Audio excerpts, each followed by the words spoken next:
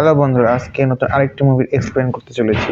তো আজকের মুভিটার নাম হলো স্নাইপার দ্য লাস্ট স্ট্যান্ড। এটা হলো স্নাইপার সিরিজের 6 নম্বর মুভি এবং সর্বলেটেস্ট মুভি। তো যাই হোক, বেশি কথা না বাড়িয়ে চলুন শুরু করা যাক মুভির এক্সপ্লেনেশন। মুভির শুরুতেই আমরা একটা রিমোট এলাকা দেখতে পাই, যেখানে দুইজন স্নাইপার পজিশন নিয়ে বসে আছে সন্তর্পণে। তো এখানে ব্যাপারটা হলো, এই দুজন রয়েছে অপারেশন, এবং তাদের অপারেশন এইখানে যে দুজন স্নাইপার রয়েছে তার দিকে লোকের নাম হলো বেকেন, তার পাশের নামটি হলো সেলো, এবং টানেল থেকে কিছু লোক এগিয়ে যাচ্ছে একটা টানেলের দিকে, মানে একটা কম্পাউন্ডের দিকে। এবং এখানে বোঝা যায় আস্তে আস্তে তারা নাইট ভিশন ইউজ করার কারণে তারা সামনের প্রত্যেকটা এনিমিকে আস্তে আস্তে কিল করছে এবং তারা এগিয়ে যাচ্ছে।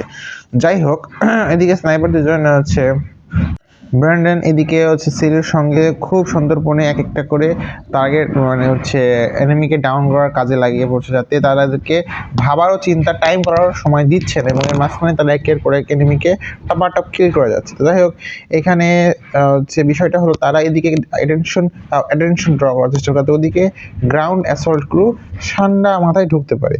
যাই হোক, তারা আস্তে আস্তে সম্পূর্ণ কম্পাউন্ডের ভিতরে প্রবেশ করে এবং আস্তে আস্তে নিজেদের যে টার্গেট, অর্থাৎ রেগার খাস্ট্রোভ, ইনি হলেন একজন আর্মস ডিলার, যিনি এই এলাকায় রয়েছে সেখানকার প্রধানমন্ত্রীকে, মালয়েশিয়াদেরকে বিভিন্ন ধরনের আর্মসের সাপ্লাই করার জন্য। এর বিনিময়ে তাদেরকে সেই লোক যা ট্রাই করার পারমিশন দিচ্ছে। যাই হোক, তো বিষয়টা হলো এখানে তারা একে অপরকে কিল করে তো চাচ্ছিল সামনে, এবং এখানে যে লোক দেখতে পাচ্ছেন নাম হলো ক্যাপ্টেন ফাজ।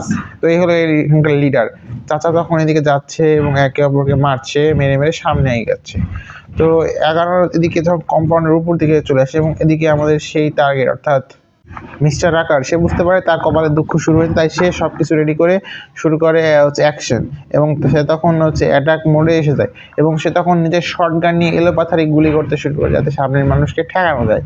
কিন্তু ভাই, এখানে এত ধরনের টিম রয়েছে, কী করে ঠেকাবে ভাই, এবং এরা সবাই ট্রেন্ড। তো যাই হোক, তো এখানে উপদিকে স্নাইপার দুজন তো ওভারওয়াচ থেকে সম্পূর্ণ যাদের রয়েছে, অর্থাৎ এই আর্মস ডিলারের নিজস্ব বাহিনীকে একে অপরকে হত্যা করে যাচ্ছে, তাদেরকে ভিতরে গ্রাউন্ড ঢুকে সে কাভার দিতে পারে। যাই হোক, এদিকে দুই ভাই বোন তারা ওইদিকে চলছে, অর্থাৎ দুই ভাই বোন দাঁড়িয়েছিল তারা। যাই হোক, এদিকে সব দিকে যখন বুঝতে পারে যে আমাদের আর্মস ডিলার, যে না, আমার পক্ষে বাঁচা আর সম্ভব না, তাই তখন সেটা হাস্যকর সিদ্ধান্ত নেয়। সিদ্ধান্তটা হলো, সে একটা ওয়েপেন তৈরি করেছে, যে ওয়েপেনটা অন্তত সিক্রেটিভ, এবং ওয়েপেনটা সম্পর্কে এখনো টেস্টিং করা হয়নি। সে ওটা চালু করার কথা ভাবে, এবং তার আগে সে প্রধানমন্ত্রীকে ফোন করে বলে ওর মালয়েশিয়া বাহিনীকে পাঠাতে, মালয়েশিয়া তাহলে তাদেরকে সাপোর্ট করতে পারে। যাই হোক, মালয়েশিয়া বাহিনী তো আসতে দেরি হয়ে যাবে নি। সে তখন শেষ পর্যন্ত নিচের সেই ল্যাবরেটরিতে এসে পৌঁছায়, এবং তারা তখন একটা কেমন উদ্ভট ওয়েপেন চালু করে। সেই উদ্ভট ওয়েপেনটা এতটা ভয়ঙ্কর, যেটা আমরা মুভির পরে বুঝতে পারবো। তো এখানে তাদেরকে ধরে ফেলে, অর্থাৎ আমাদের আর্মস ডিলার বাবা জীবন, সে ধরা খেয়ে গেছে, এবং সে বুঝতে পারছে তার কপাল খারাপ। কিন্তু সে শুরু করার আগে সে ওয়েপেনটা চালু করে দেয়। ওয়েপেনটা চালু করার আগে আমাদের 48 ঘন্টা আগে নিয়ে যাওয়া হয়, এবং 48 ঘন্টা আগে একটা প্লেন থেকে একজন নামে, এবং ইনি আর কেউ নন, ইনি হলেন আমাদের স্নাইপার, এনার নাম হলো বেকেন। তো এখানে বেকেনের সঙ্গে ধরে নিলাম ক্যাপ্টেন ফাজ। তো তারা তখন একে অপরের সঙ্গে কথা বলে, এবং সে বলে ধন্যবাদ এত কম সময় এখানে আসার জন্য। এখানে বেকেন বলে সমস্যা নেই, আমি শুধুমাত্র এখানে এসেছি কেননা CIA এখানে অফিসিয়ালি ইনভলভ হতে পারবে না। তো দেখো, সে বলে যে হ্যাঁ আমি জানি, এবং এখানে তার বসের সম্পর্কে কথা বলে যে আমরা আরও অনেক পুরনো, আমরা একসঙ্গে কাজ করেছি, কিন্তু এখনও CIA একটা ব্ল্যাক অপসের টিম চালায়। ব্ল্যাক অপস মানে হলো তারা যারা যে কোনো দেশে ঢুকে পড়ে যে কোনো মানুষকে হত্যা করতে পারে, হত্যা করে চুপচাপ চলে আসে। যদি তাদেরকে ধরে ফেলে, ব্যাপারটা হলো তাদেরকে পসিবল ডিনাই করে দেবে, শেষ।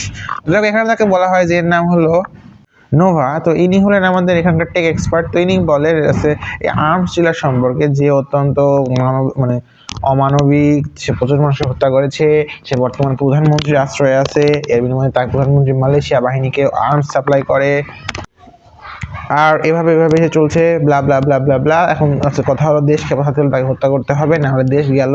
আর এখানে বলা হয়েছে যে এখানে একটা আপরাইজিং হয়েছিল প্রধানমন্ত্রীর আগে, এবং এখানে যে আমাদের নোয়া রয়েছে তার বাবা এই আপরাইজিংটা করেছে, কিন্তু এখানে প্রাণ হারিয়েছে, প্রাণ হারার পরে সে মারা যায়, এবং তার ভাই না, যিনি প্রধানমন্ত্রী তার ভাই, তো তার ভাইটা ক্ষমতা দখল করে নেয়, এবং সে এখন আরও বেশি বাস খাচ্ছে সেই আর্মস ডিলারের মাধ্যমে।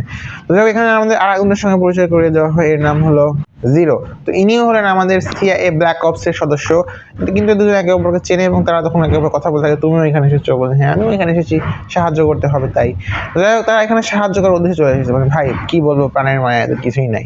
তো যাই হোক তারা এখানে তাদের টিমের বাকি লোকের সঙ্গে কথা বলে এখানে বুঝতে পারি ক্যাপ্টেন ফাজ অত্যন্ত বিচক্ষণ মানুষ। সে এমন এমন মানুষদেরকে খুঁজে বের করছে যাদের সঙ্গে অফিসিয়াল কোনো কানেকশন নেই, অর্থাৎ এরা পৃথিবীর সব জায়গা থেকে এসেছে এবং এসে তারা এখানে যুক্ত হয়েছে। তো যাই হোক এখানে সবার সঙ্গে পরিচয়, এখানে দুইজন ভাই বোন ছিল, এরা স্পেশাল ফোর্স, একটা কানাডিয়ান একটা হলো নেদারল্যান্ড। তারা এক অপারেশনে তারা বিস্ফোরণে মারা যাওয়ার কথা, কিন্তু তারা সেখানে মারা যায়নি, না যার কারণে তারা এখানে রয়েছে। এবং এখানে বাকিরা এই যে ছেলেটিকে দেখানো হয় সেই স্নাইপিং করতেছিল, এর নাম হলো সেলো। এবং এখানে বেগেনকে বলা হয় তুমি সেলোকে হালকা একটু ট্রেনিং দেবে, কেননা ও কখনো অফিসিয়ালি কোনো মিশন করেনি, এখন ফার্স্ট কিলই করে না। যাই হোক তো এখানে তাদেরকে খুব ভালোভাবে ট্রেনিং করা হয়। এখানে এই ট্রেনিং ফ্যাসিলিটিটা দেখে মনে হচ্ছিল নেভি সিলদের কথা, মানে নেভি সিলরা যেভাবে ট্রেনিং করে অপারেশনে যাওয়ার আগে। তো যাই হোক তাদের কাছে পুরো সেই ক্যাসেলটার ব্লু প্রিন্ট সম্পর্কে সব কিছু ছিল। সো এই ব্লু প্রিন্ট খরচ হিসাব মেনে মেনে তারা সেখানে যাচ্ছিল এবং তারা সেখানে এসকেপ প্ল্যান করে যে তাদের কাজ হলো যে করেই হোক সে আর্মস ডিলারকে ধরে তাকে সেফলি ডিপোর্ট করে দেওয়া, যাতে তাকে ডিপোর্ট করতে পারলে তার কাছ থেকে অনেক ইনফরমেশন পাওয়া যাবে এবং ইনফরমেশন পাওয়া না গেলেও প্রধানমন্ত্রীকে সে দুর্বল করতে পারবে, কারণ প্রধানমন্ত্রী অলরেডি রেস্ট্রিক্টেড খেয়ে বসে আছে তাদের সঙ্গে থেকে। সো এখন তার একমাত্র ভরসা এই আর্মস ছিল, কিন্তু আসলে এটা কেমন হয় কে জানে। তো তখন তারা সবাই এই বিষয়ে পরিকল্পনা করছে। ঠিক সেই সময় সেলো নিজের স্নাইপিং স্কিল দেখায় এবং এটা দেখে বেকেন তেমন কিছু বলে না। সে বলে ঠিক আছে, কিন্তু তোমাকে এখনও এর থেকে ভালো ইমপ্রুভ করা লাগবে, কেননা যখন তুমি রিয়েলভাবে কোনো কিছু করবে তখন তোমাকে আরও বেশি চাপে পড়তে হবে এবং আরও অনেক বেশি কুইক সিদ্ধান্ত নিতে হবে, যেটা পুরো টিমের জেতা হারা মরা বাঁচা ডিপেন্ড করে। তো এখানে তারা তখন ভিতরে এসে এখানে তারা একে অপরের সঙ্গে খোঁজ গল্প শুরু করেছে, মানে খোঁজ গল্প যেভাবে করে, কিন্তু ভাই এত ভালো বন্ধুত্ব আমার সাথে কেমনে হয়। তো যাই হোক তারা এখানে খোঁজ গল্পের মাঝখানে এখানে একটি মেয়ে সম্পর্কে কথা বলে। এই মেয়েটির নাম হলো আনিকা। তো এর বিষয়ে রুমার আছে এ নাকি 11 বার ছুরিকাঘাত খাওয়ার পরেও নাকি সে তার টার্গেটকে হত্যা করে আসতে পেরেছে এবং এটা তার শেষ মিশন ছিল। এরপর সে স্পেশাল ফোর্স থেকে রিটায়ার করছে। সবার বলার অনুরোধে সে তার নিজের পেটের দাগগুলো দেখায়, সবাই বলে ওয়াও অসাধারণ, মানে সত্যি 11টা স্টার খাওয়ার পরেও কাজটা করে এসেছে, অবাক।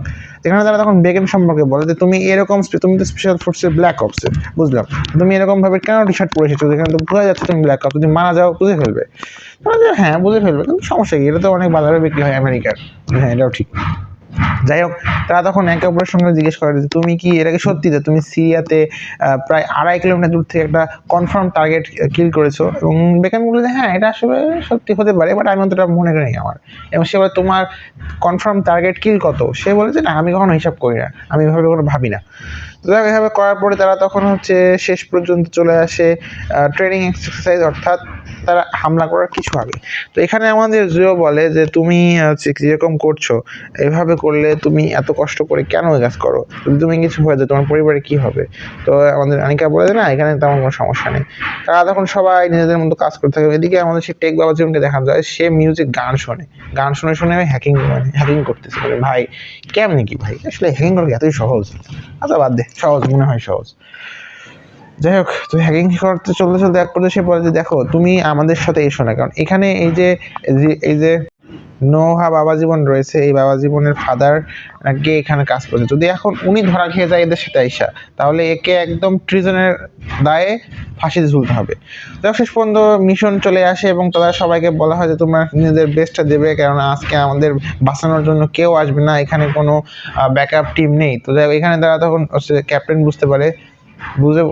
সে বেগেনকে বলে দেখো তোমাকে আমি এনেছি এখানে যাতে আমাদের মিশনটা একটু সাকসেসফুল হয়, তোমাকে যেভাবে হোক বাঁচাতে হবে, আমাদের মিশন শেষ করতে হবে, কারণ এই এটার মাধ্যমে একটা দেশের জনগণের ভাগ্য নির্ধারণ হবে। তো যাই হোক পরের দিন তাকে সেলনকে শেষ পর্যন্ত শেষ ট্রেনিংয়ে নিয়ে আসে। সেই ট্রেনিংয়ে তাকে বেকেন বলে একটা যে কোনো একটা র্যান্ডম পার্সনকে দেখে বলে যে এ হলো ক্যাপ্টেনের এ হলো সেই আর্মস ডিলারের লোক যে অনেক লোককে মেরেছে তোমার কাজগুলোকে হত্যা করা। তো এখানে তারা তখন তো এখানে আমাদের সেরম বেশি কিচ্ছু ভাবে না ভেবে সে চুপচাপ ট্রিগারটা টেপে দেয় এবং এই ট্রিগার টেপার সঙ্গে সঙ্গে সে এই পরীক্ষায় পাশ করে যায় এবং বিজ্ঞান সেন চলে যায়। তো এখানে সেই সেরম জিজ্ঞেস করলে সে বলে যে কী হলো, সে বলে যে তুমি পাশ করে গেছো, এটা আমিও পারি না, তুমি পেরেছো, তার মানে তুমি নিজের অর্ডার্সদেরকে সর্বোচ্চ সুপারিটি দাও, কিন্তু আমার ক্ষেত্রে আমি এটা পারিনি, তুমি একদিন অনেক ভালো কিছু করবে। এই কথা বলেই সে বলে চলো এখন প্রস্তুতি নাও, কয়েক ঘন্টা ঘুমিয়ে নাও, আমাদের কালকে বিশাল বড় মিশন করতে হবে। তো যাই হোক মিশন শেষ পর্যন্ত তারা তখন রেডি হয়। এবং রেডি হওয়ার পরে যার যেভাবে পারে সবাই নিজেকে রিল্যাক্স করে নেয়, কারণ এটা একটা ব্ল্যাক অপস। অর্থাৎ তারা যদি ধরা খায়, কেউ তাদের পর্যায়ে কোনো ধরনের পসিবল কেউ হেল্প করতে আসবে না, কেউ সাহায্য করতে আসবে না, এবং সবাই পসিবল ডিনাই করবে। অর্থাৎ মনে করো তুমি আমার কোনো কাজ করছো এবং সেই কাজ করতে গিয়ে তুমি আমার জন্য করতেছো কাজ, কিন্তু তুমি ধরা খেয়ে গেলে বা কখনো কিছু হয়ে গেলে আমি তোমাকে কখনোই স্বীকার করবো না তুমি আমার জন্য কাজটা করেছো, তখন তুমি নিজের উপরে হয়ে যাবে। যাই হোক, তারা তখন সবাই সেখানে প্রস্তুত নেয়। আর এখানে জিরো বাবা জীবন আমাদের হচ্ছে কল অফ ডিউটিতে গোস্ট নামে একটা ক্যারেক্টার আছে না, সে সেই রকম কাজ করে। তো যাও আমাদের এখন প্রেজেন্টে নিয়ে আসা হয়। প্রেজেন্টে সেই বিস্ফোরণ হওয়ার পরে একটা ইএমপি টাইপের বোম ছিল, তো এর বিস্ফোরণ হওয়ার পরে সবাই ঠিকঠাকই এসেছে। তো সে এখানে হচ্ছে আমাদের জিরো এসে বলে যে ঠিক আছে বাবা উঠে পড়ো, তোমার কাজ হয়ে গেছে। তো সবাই তখন যারা নিচে ছিল তারা কোনো রকম বেঁচে যায়, কিন্তু কানের ভিতরে মারাত্মক যন্ত্রণা করে থাকে। নোয়া, তারপরে এদিকে আনিকা, সবাই।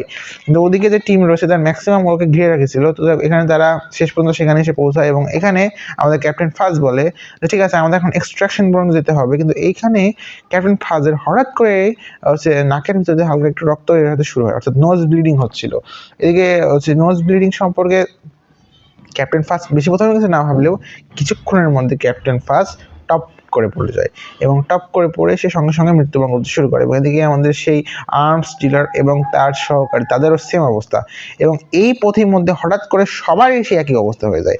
তো এখানে সেই যমজ দুই ভাই বোনের মধ্যে ভাই ওখানে ছিল, সে সেখানে মারা পড়ে, বোন সেখানে তখন ফেঁদে ফেলে, এবং এখানে টিমের প্রায় ম্যাক্সিমাম লোকই মারা যায়। অর্থাৎ মাত্র 16 জনের মধ্যে মাত্র 5 জন তখন জীবিত ছিল, কিন্তু 5 জন না, আসলে 4 জন, কেননা উনি তো আমাদের নোভা, ওনার তো গুলি করা ওনার পক্ষে পসিবল না। যাই হোক, তো এখানে তখন সবাই নিজেদের মধ্যে মাথা খারাপ করলেন কি করবে, কিভাবে করবে। তো তখন আমাদের বেকেন সাহেব তিনি তখন কমান্ড ধরবে, কিন্তু এখানে আমাদের আনিকা বলে যে তোমার কিভাবে মনে হয় তুমি কমান্ড করবে, কিন্তু সেখানে বেকেন বলে যে দেখো তুমি কি নিজের সঠিক মাইন্ডে আছো এখন। সে বলে যে না, সে আর কিছু বলতে পারে না। তো এখানে সবাই জিরোর উপরে সন্দেহ করে, কারণ জিরো সেখানে ল্যাবরেটরিতে থাকার কথা এবং সে সেখানে কোনো রকম কিছু ট্যাকেল দেওয়ার কথা, কিন্তু সেখানে জিরো বলে যে আমি নিচতলায় কিছু কম্ব্যাট চলে এসেছিল, কম্ব্যাটিয়ান, তাই সেই জন্য ঠেকাতে চলে গেছি। যাক, এরপরে যে আমাদের বেকেন সেটা ভালো করে দেখে এবং সে বুঝতে পারে এটা একটা ইএমপি বম, কিন্তু এটাকে স্পেশালি মডিফাই করা হয়েছে যাতে এটা এতটা ফেটাল হবে যে যদি কারোর আশেপাশে 100 মিটারের মধ্যে এটা ফেটে যায়, তাহলে তার মাথার ভিতরে যে নার্ভ রয়েছে সেই নার্ভগুলোকে ড্যামেজ করে দেবে এবং সে তার মৃত্যু অবধারিত। এটা আস্তে আস্তে তাকে প্যারালাইজ করে তাকে মেরে দেবে। তো এক্ষেত্রে ওই বাকি টিমের সঙ্গে এটাই ঘটেছে, অর্থাৎ তারা সবাই এভাবে মারা পড়েছে। তো এখন তারা বুঝতে পারে না কি করবে। যেখানে বেকেন বলে যে এই যে টেকনোলজি এটা যদি প্রধানমন্ত্রীর হাতে লেগে যায় তাহলে অগণিত মানুষ মরবে। তো এখানে সে তখন বলে যে আমাদের হাতে অপশন একটাই, এটাকে স্যাটেলাইট আপলিঙ্কের মাধ্যমে ইন্টারনেটে তুলে দেওয়া যাতে এর একটা ভালো প্রতিষেধক তৈরি করা যায়। তো সে তখন বলে যে এটা অনেক বড় ডাটার সমস্যা, তো এখানে আমাদের সময় লাগবে। সে বলে ঠিক আছে মালয়েশিয়াদেরকে আমরা ঠেকাবো, আমাদেরকে এখন কিছু করার নিজের জীবনের আত্মাহুতি দিলে হলেও আমাদেরকে বাঁচাতে হবে এই সবগুলোকে। তখন এখানে তারা বুঝতে পারে যে এটা ছাড়া কোনো অপশন নেই। সে মালয়েশিয়া ঠেকানোর আগে সে নোভাকে উপরে বসিয়ে দেয়, সে সম্পূর্ণ ডাটাকে ইন্টারনেটে আপলোড করতে শুরু করে। তাদের কাছে যতগুলো অস্ত্রশস্ত্র রয়েছে, মাইন, বিস্ফোরক, সবগুলো তারা এক জায়গায় নিয়ে আসে এবং তারা প্রস্তুতি নেয় জীবনের শেষ লড়াই। এই জন্য এখানে লেখা আছে স্নাইপার দ্য লাস্ট স্ট্যান্ড। যাক, এখানে স্নাইপার মুভি তো আমি এর আগে দেখেছি ছোটকালে, সেখানে আমি জানতাম স্নাইপার মুভিতে স্নাইপার কখনো মারা পড়বে না, আমরাও জানি। যাক, দেখা যাক এই মুভিতে কি হয়। তো এখানে সে তখন বলে দেখো এখন আমরা হয়তো বা আছি অল্প, কিন্তু আমাদেরকে গ্রেটার ফর গুড, আমাদেরকে মিশন শেষ করতে হবে। ক্যাপ্টেন ফাজ যদি বেঁচে থাকতেন তিনিও একই জিনিস চাইতেন, তো আমাদেরকে যে করেই হোক এই মিশনকে সাকসেসফুল করতেই হবে। তো এখানে সেই যমজ বোনটি ভাইয়ের কাছে এসে খুব কান্নাকাটি করে, এখানে কিছু করার নেই কারণ সে অলরেডি মারা পড়েছে, এখন এখানে আর তার পক্ষে সম্ভব না। এই ধরনের চাকরিতে মৃত্যু খুবই সাধারণ বিষয়। তো এখানে বলে, এখানে আমাদের হচ্ছে বেকেন এসে বলে দেখো তোমাকে আমি একটা ফোন নিয়ে যাচ্ছি, এটা বার্নার ফোন, এর প্রথমটা বিস্ফোরণ করলে টানেলটা বিস্ফোরণ হবে, দ্বিতীয় বিস্ফোরণের মাধ্যমে মানে উপরে টানেল যেখান দিয়ে এনিমি আসতে পারে, এবং দ্বিতীয় বিস্ফোরণের সার্ভার রুমটা ডিস্ট্রয় হয়ে যাবে। তো এখানে তো সে তখন বেকেন তখন এখানে এসে আনিকার সঙ্গে কথা, জিরো এখানে এসে আনিকার সঙ্গে কথা বলে। সে বলে ঠিক আছে আমি বুঝতে পারছি তুমি আমাকে বিশ্বাস করতে পারতেছো না, কিন্তু আসলে দেখো এখানে আমার কিছু করার নেই, এটা আসলে সৃষ্টিকর্তার হাতে, আমরা এখানে কিছু করতে পারি না। এখন আমাদের কাজ হলো যারা মারা গেছে তাদের যেন আত্মাহুতি ব্যর্থ না হয়, আমাদেরকে এটা রক্ষা করা ছাড়া আর কোনো অপশন নেই। এবং এই কথা বলে তারা তখন শেষ পর্যন্ত প্রস্তুতি নেয় নিজের জীবনের শেষ যুদ্ধ করার জন্য। যাক, এখানে আমাদের সিউল সে বলে যে ঠিক আছে আমি যতটা সম্ভব কাভার দেওয়ার চেষ্টা করবো। তো আমরা এখানে বুঝতে পারি বিষয়টা যে এরা ডেজার্ট মরুভূমি অঞ্চলে রয়েছে, কিন্তু এখানে এরা যেভাবে নিজেদের ম্যাক্সিমাম অংশ হচ্ছে বাইরে বের করে রেখেছে, সাধারণত স্পেশাল ফোর্সের লোকেরা এই কাজটা করে না, কারণ ওরা যদি কোনো ডিএনএ প্রিন্ট পিছিয়ে পড়ে যায় বা নিজের গা হাত পা যদি সে বেশি বাইরে রাখে তাহলে এটা এক্সপোজের ঝুঁকি বেশি থাকে। দেখ এটা মুভিতে তখন আমরা দেখতে পাই যে সবাই নিজের প্রস্তুতি নিয়ে নেয় এবং সবাই প্রস্তুত লড়াই করার জন্য। তো লড়াই করতে এসে তারা এখন কি করবে, সবাই চেহারা দেখে বোঝা যাচ্ছে যে তারা এখানে মোটার জন্য প্রস্তুতি নিয়ে আসছে, কারণ তাদের ম্যাক্সিমাম টিম মারা গেছে। যেখানে তারা জানে তারা বেশি কিছু করতে পারবে না, তাদের লাগবে আসলে সময় দিয়ে তারা জানে এই আপলোডটা করে ফেলে, যাতে পৃথিবীর কোনো না কোনো দেশ বা যে কোনো কিছু এর একটা বিহিত করে আনতে পারে। তো যাই হোক, তারা তখন শুরু করে ফার্স্ট ওয়েভ অফ অ্যাটাক। মানে মালয়েশিয়া বাহিনীরা সেখানে পৌঁছে গেছে, কিন্তু এখানে মালয়েশিয়া বাহিনী বাংলাদেশের পুলিশের মতো এসেছে, সব কাজ শেষ তারপরে আসছে। যাই হোক, তো এখানে প্রথমে এসে তারা একটা গাড়ি উল্টে যায় এবং সঙ্গে সঙ্গে সেখানকার সবাই বাইরে বেরিয়ে আসে এবং তারা তখন চারিপাশ থেকে গুলি এবং বিস্ফোরক ছুড়ে দেয় এবং সেখানে তারা আস্তে আস্তে টপাটপ মরতে থাকে এবং তারা একটা করে কিল করতে থাকে। এখানে ধোঁয়ার মাঝখানে যেরকম অ্যাকশন ছিল, ভাই রে ভাই, এটা দারুণ লেভেলের অ্যাকশন। উপরে আমাদের সেলোর স্নাইপিং করতেছিল এবং হ্যাঁ এখানে তারা এই যে মেয়েটি রয়েছে, যমজ ভাই বোনের যে বোন, তার নাম হলো হেলা। তো এখানে আমাদের বেকেন সে টপাটপ গুলি করতে থাকে এবং করতে থাকে, মানে এটা কিছুটা হলিউড না হয় বলিউডের সিন হয়ে গেছে। দেখ বলিউডের সিন তো হচ্ছে, তো এখানে তারা সবাই তখন যতটা সম্ভব কিল করার চেষ্টা করে এবং তারা প্রত্যেকটা রাউন্ডে একটা করে কিল করে, এটা আসলে প্রায় অসম্ভব। দেখ কিন্তু এখানে করতেছে, কেমনে করতেছে কে জানে। কিন্তু এখানে আমরা বুঝতে পারি মালয়েশিয়া যারা রয়েছে এরা আসলে সংখ্যায় বেশি, এদের হাতে অস্ত্র আছে, কিন্তু এরা আসলে খুব একটা ট্রেনিং পায়নি, অর্থাৎ খুব একটা প্রো না। তো যাই হোক, তারা এই সুযোগটা ভালো কাজে লাগাচ্ছিল, কারণ এরা হলো প্রো এবং এরা এই সুযোগে সামনের যত মানুষ সবাইকে মারতে থাকে। তো এখানে যাই হোক, যতগুলো মালয়েশিয়াতে মারতে থাকে। তো এখানে আমাদের হেলাকে দুজন আটকে দেয়, অর্থাৎ সে তাকে মারার জন্য প্রস্তুত নেয়। এখানে দুজন না, আসলে কত ছিল, 5 জন। তো এখানে আমাদের হেলা যেহেতু সে স্পেশাল ফোর্সের সদস্য ছিল, তো আমরা জানি সে কি করতে পারে।